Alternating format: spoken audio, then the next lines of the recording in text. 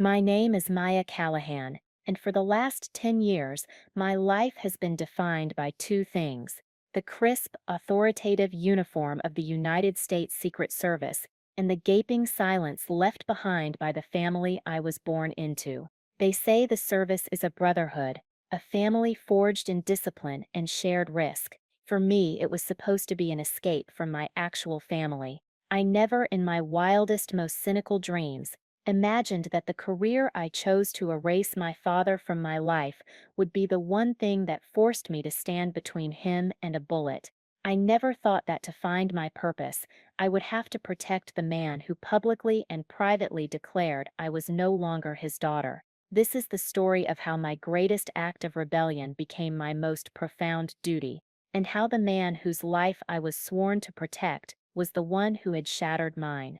Before I tell you how I ended up with a gun on my hip and my estranged father's life in my hands, a duty that felt more like a cosmic joke than an honor, I'd love to know where you're all watching from today. Drop your city or country in the comments below. It's always incredible to see how far these stories travel. And if you've ever had to face a past you thought you'd left behind, hit that like button. It helps more than you know. And for all the new viewers, make sure you subscribe to join our community of people who understand that sometimes the most complicated stories are the ones that happen within our own families.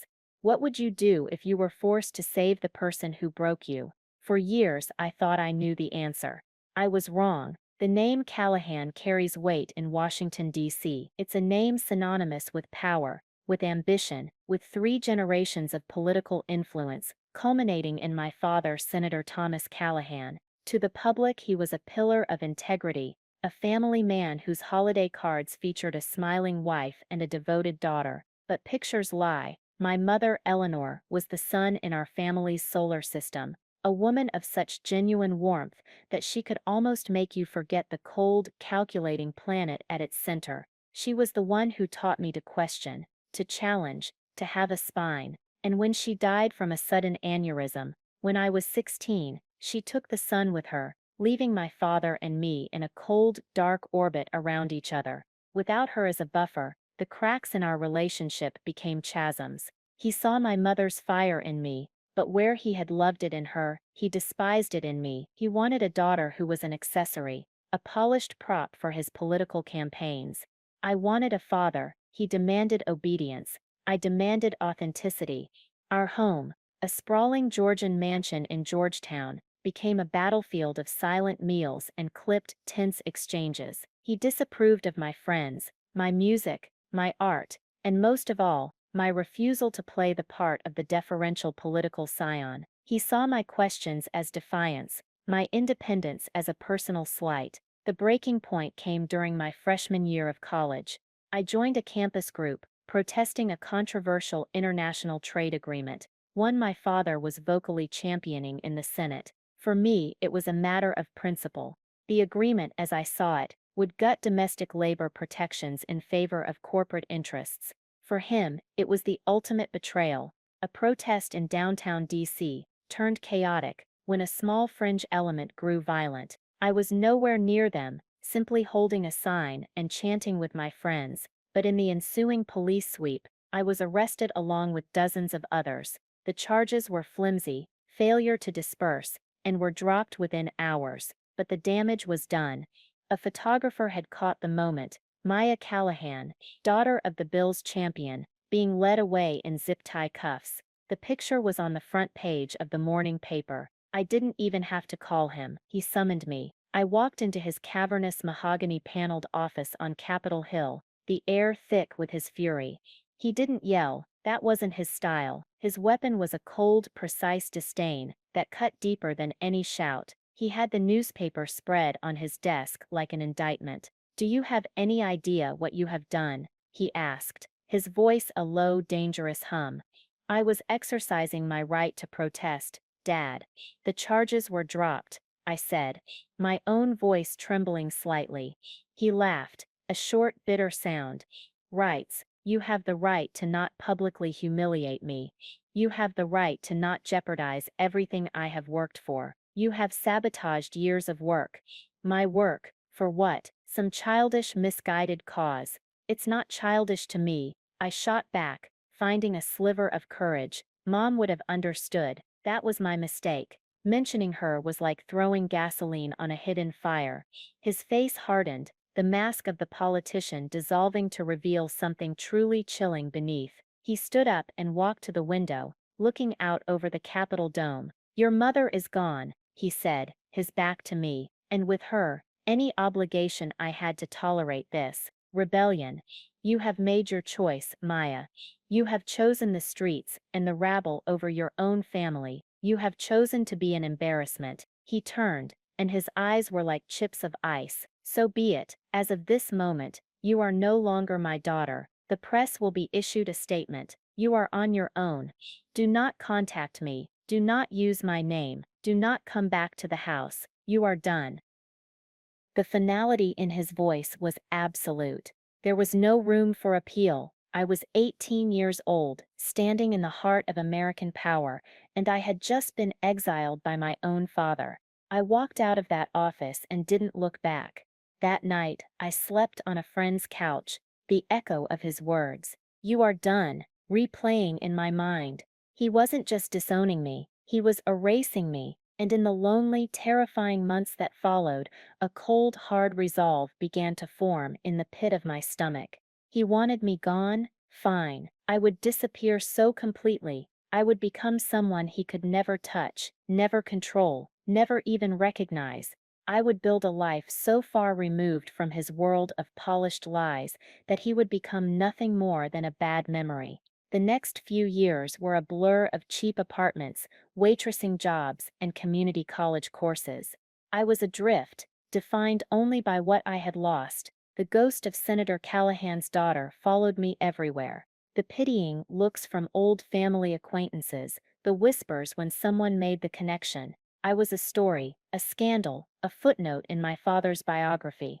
The anger I felt on the day he cast me out had cooled into a low, simmering resentment, but beneath it was a profound sense of worthlessness. He had declared me a failure, and some part of me believed him. I needed a purpose, something to anchor me, something that was entirely mine. One rainy Tuesday afternoon, huddled in a corner booth of the diner where I worked, I saw it, a recruitment poster tacked to a community bulletin board. It showed a man and a woman in sharp black suits, their faces grim and focused, standing near a presidential limousine. The words were stark, worthy of trust and confidence, United States Secret Service. It was absurd. It was the heart of the very establishment I had been protesting, the world of motorcades and political power I had run from. And yet, something in the image resonated with the broken parts of me. It was a world of discipline, of unshakable purpose. It was a life of quiet, anonymous service, the polar opposite of my father's loud, self-aggrandizing political career. And the irony was so perfect, it was almost poetic. To join the Secret Service would be the ultimate act of defiance. I would enter his world, but not as his daughter. I would be an agent of the state he served, bound by a code of honor he only paid lip service to.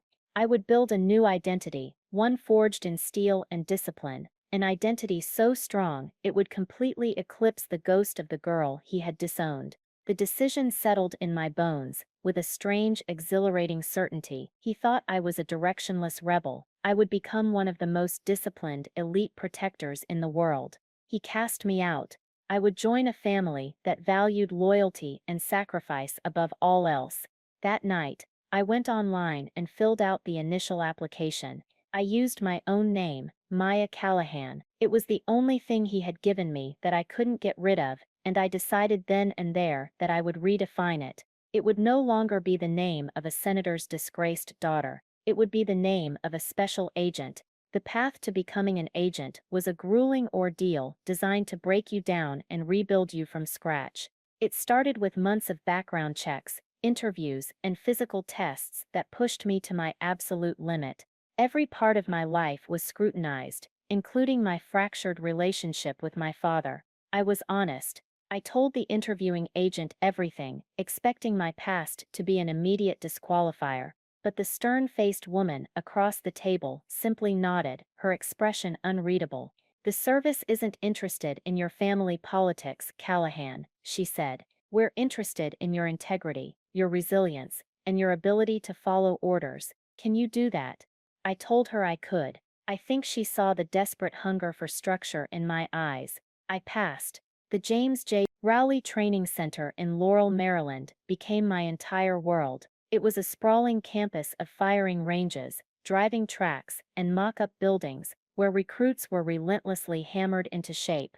My past life, my father, the protests, all of it melted away under the Maryland sun. Here I wasn't the senator's daughter. I was just Callahan, one of 100 other trainees in identical blue shirts, sweating, straining, and bleeding together. My life became a rhythm of early morning runs, classroom instruction on counterfeiting laws and threat analysis, and endless punishing drills. I learned to shoot until my hands were raw, to drive a 700 0-pound armored vehicle in a high-speed J-turn, to clear a room with tactical precision, and to spot a potential threat in a crowd from 100 yards away. We were put through attack-on-principle drills, chaotic simulations, where instructors with simunition guns would ambush our protective formations. The sting of the paint-filled rounds was a sharp, constant reminder of the stakes. In those moments, there was no room for thought, no room for old wounds or personal history. There was only the mission: protect the principle.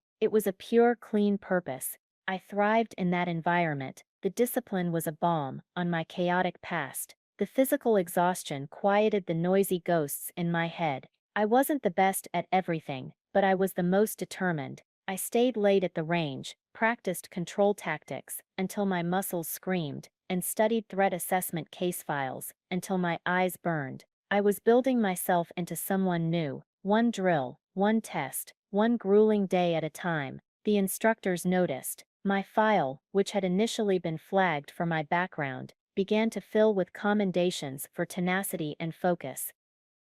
After graduating, my first years were spent in the trenches.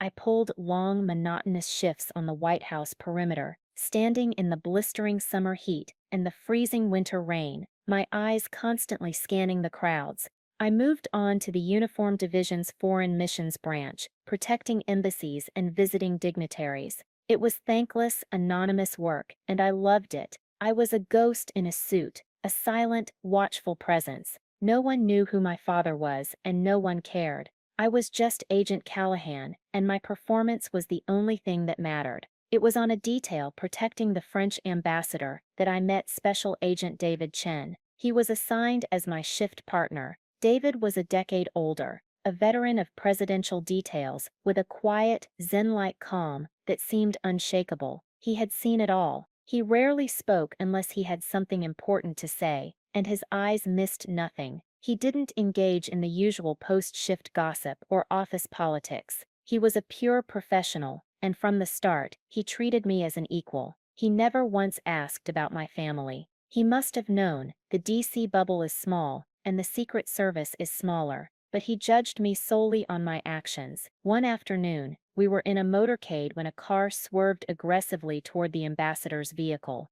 My heart hammered against my ribs, my hand instinctively going to my weapon. But David, in the driver's seat, didn't even flinch. He made a subtle, controlled maneuver, creating space, while speaking calmly into his radio. "Watch for the blue sedan, possible probe." It wasn't a threat, just a reckless driver, but David's reaction was a lesson in itself. Later, back at the field office, he just looked at me and said, "Adrenaline is a tool, not a master. You control it, or it controls you." David became the closest thing I had to a mentor. He taught me the subtleties of the job, how to read the silent language of a room, how to de-escalate a situation with presence rather than force, how to endure the crushing boredom of a long protective detail without losing your edge. We fell into a comfortable rhythm, a partnership built on unspoken trust. He was the steady, supportive presence I'd never had from my own father. In the quiet hours of a stakeout, or the tense moments of a public event, his calm demeanor was my anchor.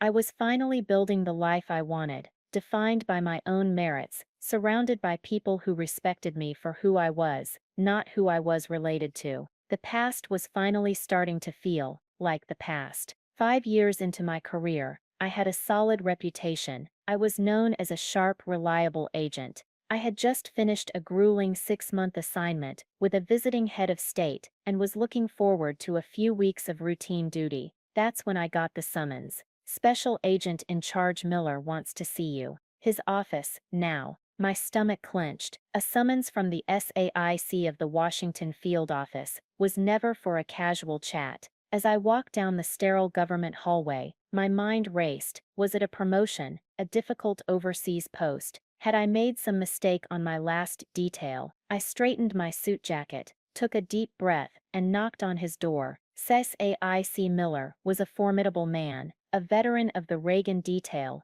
who had the weary eyes of someone who had carried the weight of the world for 30 years. He gestured for me to sit. He didn't waste time with pleasantries. Agent Callahan, he began, his voice gravelly. As you know, Senator Thomas Callahan is receiving protective services due to his position on the Senate Intelligence Committee. He said the name without any inflection, but it landed in the silent room like a grenade. My blood ran cold. I kept my face a perfect mask of professional neutrality, just as I'd been trained. Yes, sir, I'm aware. His primary threat profile has been low to moderate for years, Miller continued, leaning forward and steepling his fingers. That changed 72 hours ago. His new legislative push on domestic surveillance has, shall we say, agitated some very unpleasant hornets' nests. We've intercepted credible chatter, specific threats. We're elevating his protective detail to full-time, Category 1 status,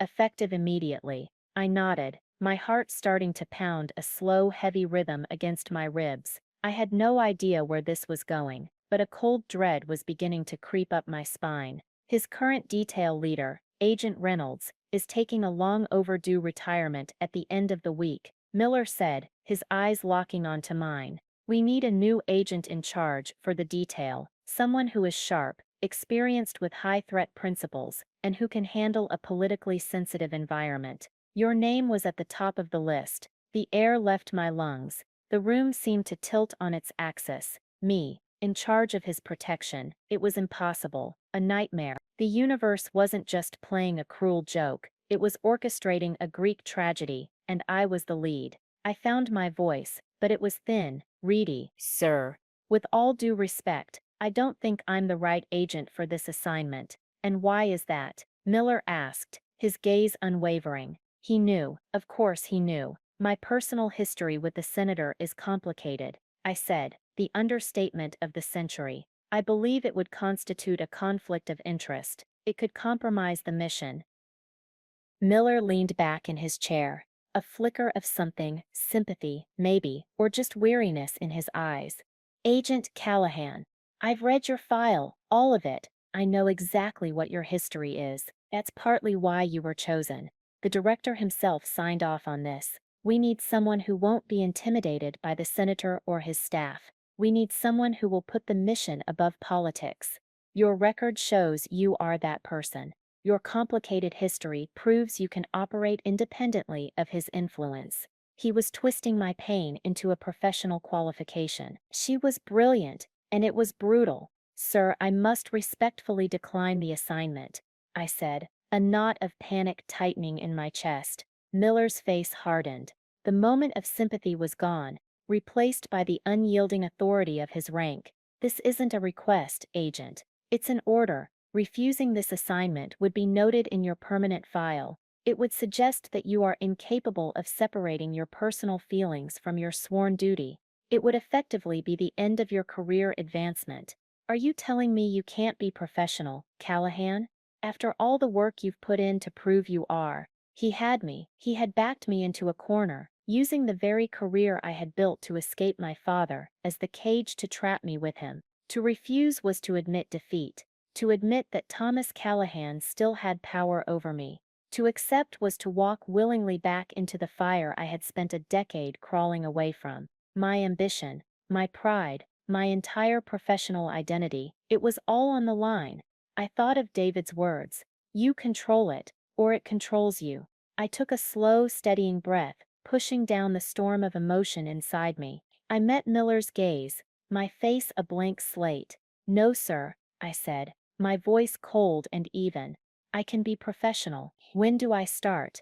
The first meeting was scheduled for the following Monday. I spent the weekend in a state of controlled dread, meticulously preparing. I read every file on the senator's new threat assessment, memorized the floor plans of his office, his home, and his favorite restaurants. I reviewed the backgrounds of his staff. I did everything I could to focus on the mission, to treat him as nothing more than a principal, a package to be protected. I repeated it to myself like a mantra. He is the principal. I am the agent. When I walked into his Senate office, flanked by the retiring Agent Reynolds, the air was thick with the scent of old leather, lemon polish, and power. Nothing had changed. It was the same cavernous room where he had disowned me 10 years ago. He was on the phone, his back to us, his voice the same smooth, confident baritone he used on television. He gestured for us to wait, not even gracing us with a glance. The dismissal was so casual, so profound, it was like a physical blow. He was letting me know, right from the start, exactly where I stood. I was staff. I was furniture. After a few minutes, he hung up and turned. His eyes swept over Agent Reynolds, then landed on me. For a fraction of a second, I saw a flicker of something. Surprise, annoyance. Before his public mask slid perfectly into place. There was no recognition, no hint of our shared past. "Reynolds," he said, shaking the older agent's hand, "sorry to see you go. You've been a credit to the service." He then turned to me, his gaze cool and appraising. "And you must be my new detail lead." "Agent Maya Callahan, Senator," I said, my voice a flat, professional monotone. I extended my hand. He took it briefly. His grip was firm, dry, and utterly impersonal. It was the handshake of a stranger. "Right, Callahan," he said, already turning away. "Marcus, come in here." A man in his late 30s with sharp, hungry eyes and an impeccably tailored suit entered from an adjoining office. This was Marcus Thorne, his chief of staff. I had read his file, ambitious, ruthless, and fiercely protective of the senator's image. "Marcus, this is Agent Callahan, our new AIC, my father said. She'll be taking over for Reynolds. Give her whatever she needs, all access." Thorne looked me up and down, a faint, condescending smile playing on his lips. "Agent Callahan," he repeated, savoring the name. "Of course, we'll do everything we can to make your job easier." The look in his eyes said the exact opposite. He saw me not as a protector, but as a political landmine, a ghost from a past scandal now walking the halls in a suit and an earpiece. I was a problem to be managed. The handover was brief and sterile. Reynolds walked me through the current protocols, the senator's schedule, the known threats. Then he was gone, and I was alone, standing in the office of the man who had erased me from his life, now tasked with being his shadow. The days that followed fell into a grueling, surreal routine. My life became an orbit around his. I was there when he left his Georgetown home, in the morning, a home I was no longer welcome in, as a daughter but now had full access to as a federal agent. I swept the rooms before he entered them, stood guard outside his meetings, and sat in the passenger seat of his armored sedan as we moved through the city. I was a constant silent presence, so close I could smell his cologne, yet a universe away. He never spoke to me, unless it was a direct, necessary command, related to his schedule. "We're leaving in 5, Agent. Have the car ready at the north entrance." He never used my first name. I was Agent or Callahan. I in turn referred to him only as Senator, or Sir. We were two actors in a bizarre play, performing our roles with grim professionalism, while a decade of unresolved pain hung in the air between us.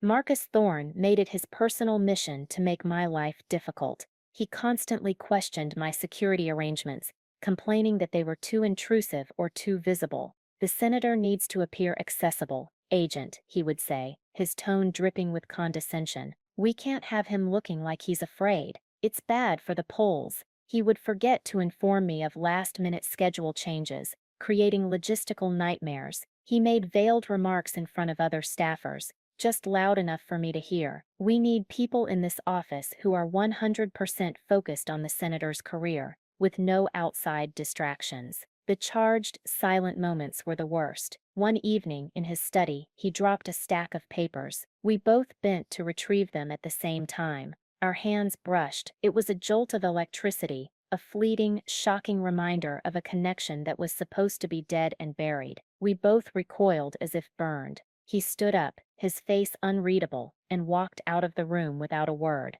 Another time, a gaggle of reporters caught him outside a fundraiser. One of them, a young, ambitious journalist, shouted a question. "Senator, your daughter, Maya Callahan, was once a vocal critic of your policies. Have you reconciled?" I was standing less than 5 feet away, my eyes scanning the crowd, my body tensed for an attack. I could feel every eye in the vicinity shift towards me. My father didn't miss a beat. He gave his familiar, practiced smile. "My daughter is an adult who has made her own choices in life," he said smoothly. "I respect her independence, and I wish her well." It was a perfect, polished lie, delivered while his independent daughter was standing right there, wearing a gun to protect his life. The humiliation was a hot, bitter taste in the back of my throat. I kept my face a mask of stone, my gaze fixed on the perimeter, but inside, I was crumbling. The threat, which had been abstract chatter, began to solidify.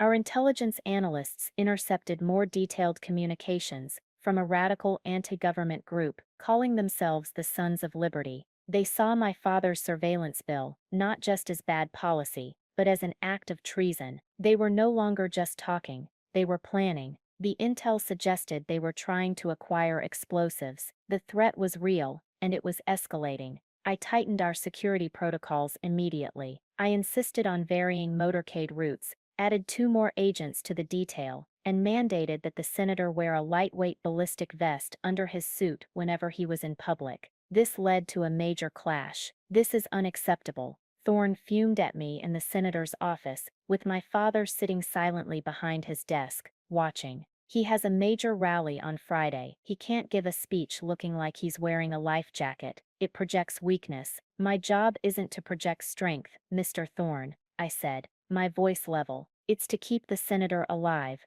The vest is not negotiable." My father finally spoke, his voice laced with irritation. "Agent, I appreciate your diligence, but Marcus has a point. I need to connect with the voters. I can't do that if I'm surrounded by a small army and bundled in armor. It's counterproductive." "Sir, with all due respect, the threat is credible," I insisted, looking him directly in the eye. "My job is to mitigate that threat. Your job is to advise," he snapped, the first spark of genuine personal anger I had seen from him. "My job is to get re-elected. We are going to the rally, and I will not be wearing the vest." That night, I called David Chen. I hadn't told him about the assignment. It was on a need-to-know basis, but I needed advice from someone I trusted. I laid out the situation hypothetically. "The principal is overriding your professional judgment on a credible threat?" he asked. His voice was calm, but I could hear the steel underneath. "And his chief of staff is actively undermining my protocols," I confirmed. "This is simple, Maya," he said, using my first name, which he rarely did.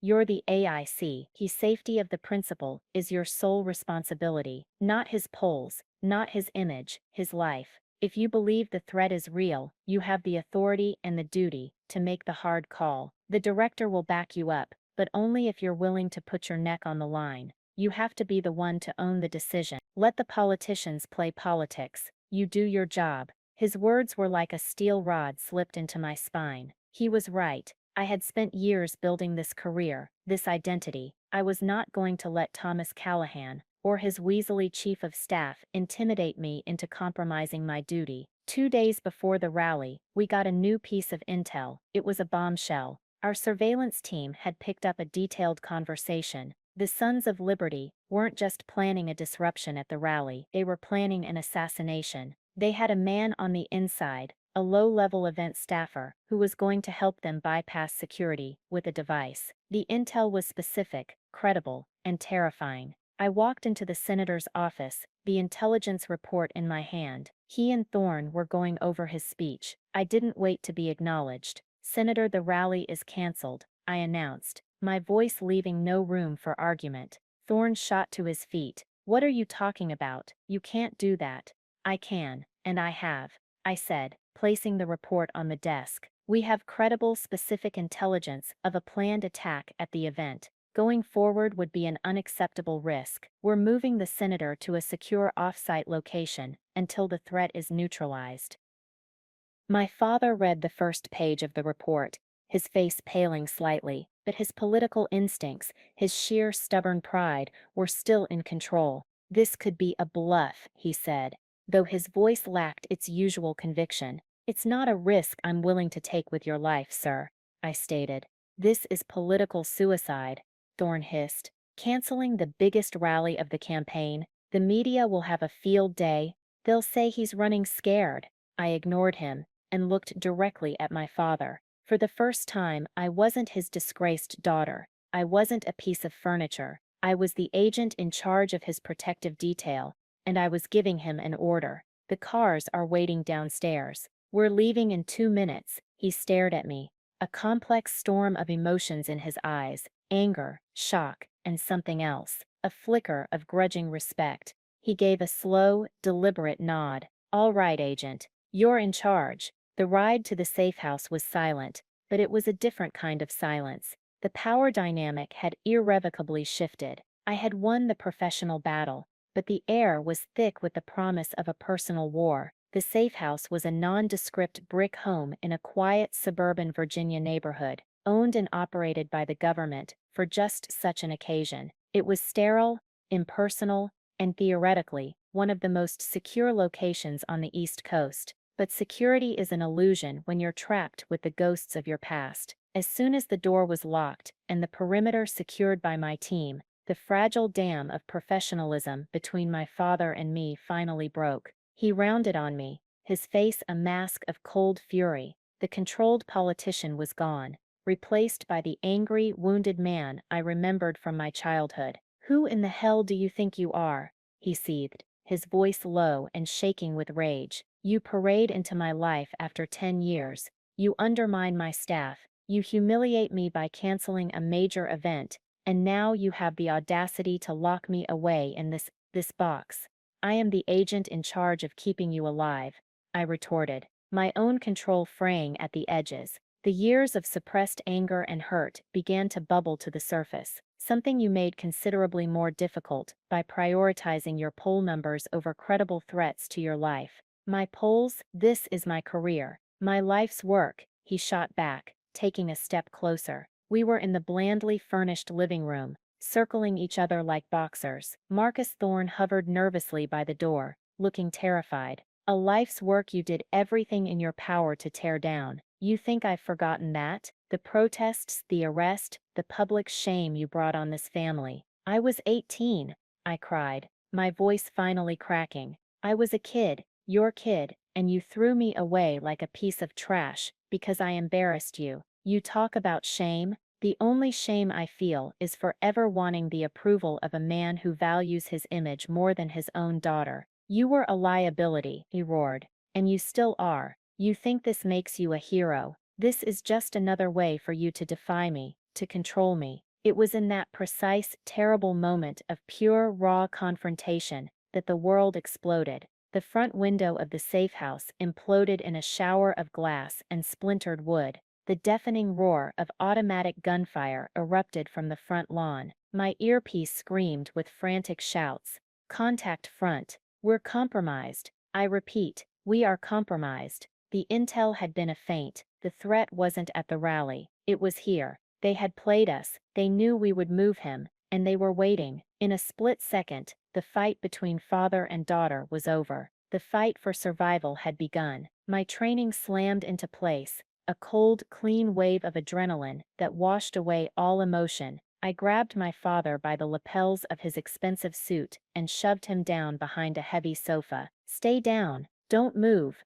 I yelled. I drew my Sig Sauer P-229, the cold steel, a familiar comfort in my hand. Thorne was screaming, a high-pitched, useless sound as he cowered in a corner. "Chen, status." I barked into my wrist mic, my eyes scanning the shattered window. David's voice came back, strained over the sound of gunfire. "Multiple hostiles, at least 4, front and side. They've breached the perimeter. Evans is down. We need to move to the panic room." Now, the panic room was in the basement, its entrance concealed behind a bookshelf in the study. That was 30 feet of open space away. It might as well have been a mile. Another burst of gunfire ripped through the wall, plaster and drywall exploding inwards. My father, for the first time in his life, looked utterly terrified, his face ashen, his eyes wide with the raw, primal fear of death.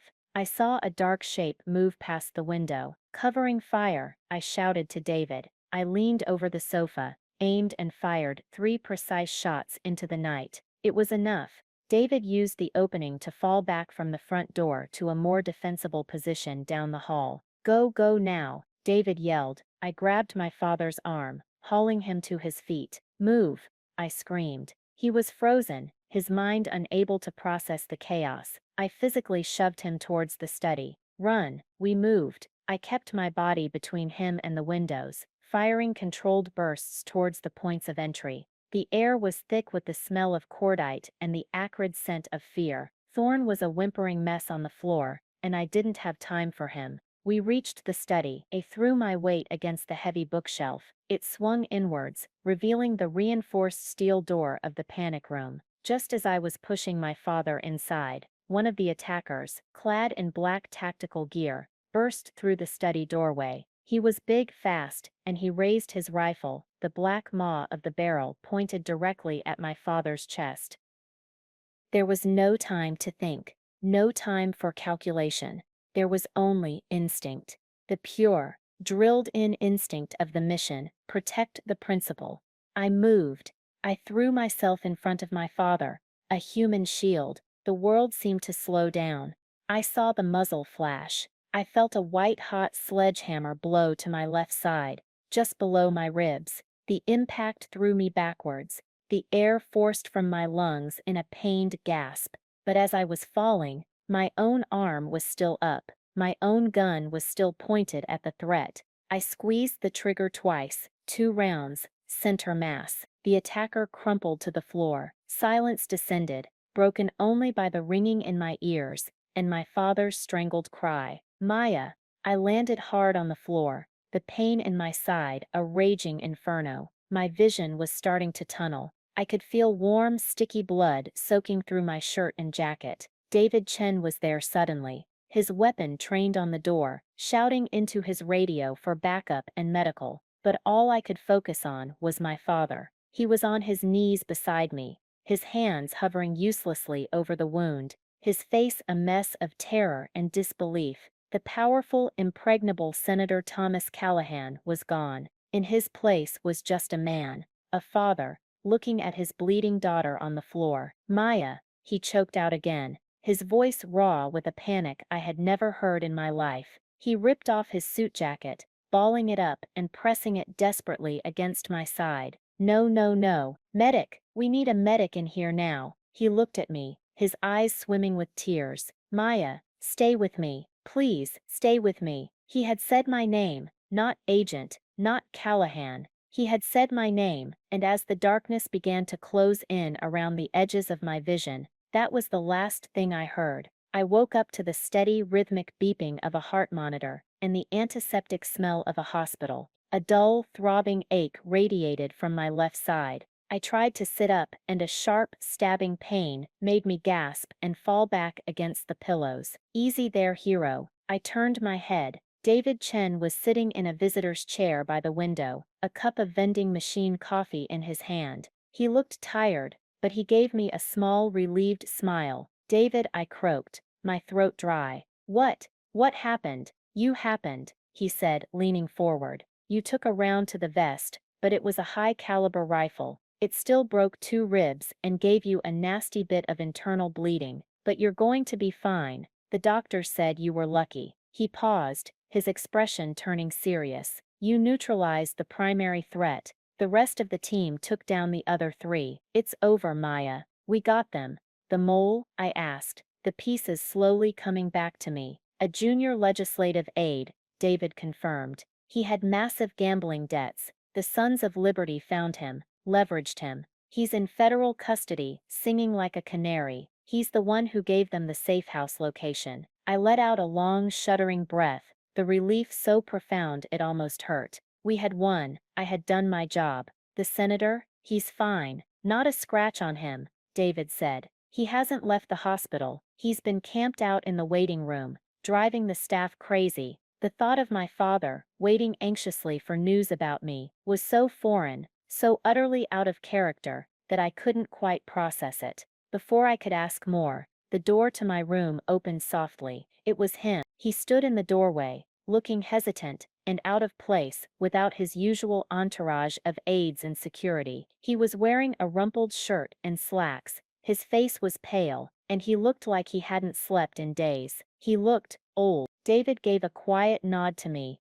and slipped out of the room, closing the door behind him, leaving us alone. My father walked slowly to the chair David had vacated and sat down. For a long minute, he just looked at me, his gaze full of 1,000 emotions I had never seen in him before. The silence was thick with everything we had never said to each other. Finally, he cleared his throat. His voice, when he spoke, was quiet and unsteady. The doctor said, they said if the bullet had been an inch to the right, it would have missed your vest completely. They said he couldn't finish the sentence. He just shook his head, looking down at his hands. But it wasn't, I said softly. I'm okay. He looked up, and his eyes were glistening. I was wrong, Maya, he whispered, the words sounding rusty and unused. About everything. All these years, I was a coward. I hid behind my work, behind politics, behind my own damned pride. He took a shaky breath. When I saw you on that floor, when I saw that blood, none of it mattered anymore. The polls,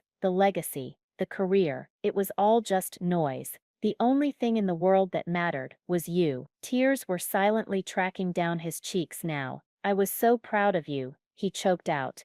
And I was so terrified. I didn't know how to be a father to a daughter, as strong and as principled as your mother was. It was easier to push you away than to admit I was failing you. It was unforgivable. And I am so sorry. The apology hung in the air between us, simple, broken, and utterly sincere. It was the one thing I had longed to hear for a decade, and the one thing I never thought I would. I didn't offer him instant forgiveness. I couldn't. There were too many years of pain, too deep a wound. But for the first time, I told him everything. I told him about the loneliness, the feeling of worthlessness, the years spent trying to build an identity out of the rubble he had left behind. I told him why I joined the service, not just to defy him, but to find a sense of honor and purpose that I felt he had lost. He didn't interrupt. He didn't defend himself. He just listened, his face etched with a profound and painful understanding. When I was done, he simply nodded. I deserved that, he said quietly. All of it. I don't expect you to forgive me, Maya, but I am asking for a chance. A chance to start over. A chance to be the father I should have been all along. In the quiet, sterile light of that hospital room, something new and fragile began to take root in the scorched earth of our past. It wasn't forgiveness, not yet, but it was a beginning. 6 months later, the world had shifted into a new, unfamiliar alignment. I had recovered fully, the scars on my side a permanent reminder of the night that changed everything. I was awarded the Secret Service Medal of Valor in a quiet ceremony. My father was there, standing in the back, not as a senator seeking a photo opportunity, but just as a father, his eyes shining with a quiet pride that felt more real than any public accolade. I didn't return to his protection detail. We both agreed that boundary was necessary. Instead, I accepted a promotion I had long coveted, a lead instructor position at the training academy in Maryland. My job was now to shape the next generation of agents, to pass on the lessons I had learned in the field. It felt right. It felt like coming home. My relationship with my father was a tentative, careful construction. He fired Marcus Thorne the week after the attack. He started calling me, not to talk about politics, but to ask about my day. We started having dinner once a week at a quiet restaurant in Alexandria, far from the DC power circles. The conversations were sometimes stilted, full of the awkwardness of two strangers learning to know each other, but they were real. He told me stories about my mother I had never heard. I told him about my life, my friends, my work. He was listening, truly listening, for the first time. The great Senator Thomas Callahan was learning how to be a dad. One crisp autumn afternoon, I was on the training grounds, running a class of new recruits through an attack on principal drill. The air was filled with shouts, the pop of simunition rounds, and the scent of adrenaline. I watched them, seeing their focus, their fear, and their determination.